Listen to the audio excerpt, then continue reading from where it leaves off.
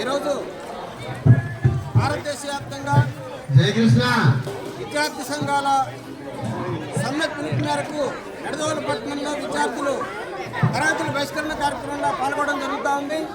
PDS, SFI, ASF తదితర విద్యార్థి సంఘాల రాష్ట్ర కమిటీల పిలుపు మేరకు నిడదవోలులో పీడీఎస్ విద్యార్థి సంఘం ఆధ్వర్యంలో తరగతుల బహిష్కరణ నిర్వహిస్తూ ఉన్నాం.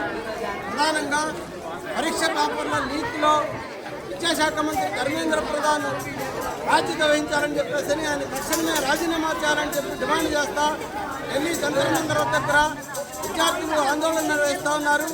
ఈ ఆందోళన నిలువరించలేక ప్రభుత్వం పార్టీలు తోటాలతోటి విరుచుకుపడతా మొదల సంఖ్యలో విద్యార్థుల్ని ఆసుపత్రి పాలు చేసినటువంటి పరిస్థితుల్లో ఆ ధర్నాకి జంతర్ మంతర్ దగ్గర విద్యార్థులు చేసినటువంటి ధర్నాకి మద్దతుగా నిడదవోలు పట్టణంలో కూడా తరగతుల బహిష్కరణ నిర్వహిస్తా ఉన్నారు. దీన్ని జయప్రదం చేయాలని చెప్పేసి నిడదవోలు పట్టణంలో విద్యార్థులను కూడా విజ్ఞప్తి చేస్తా ఉన్నారు.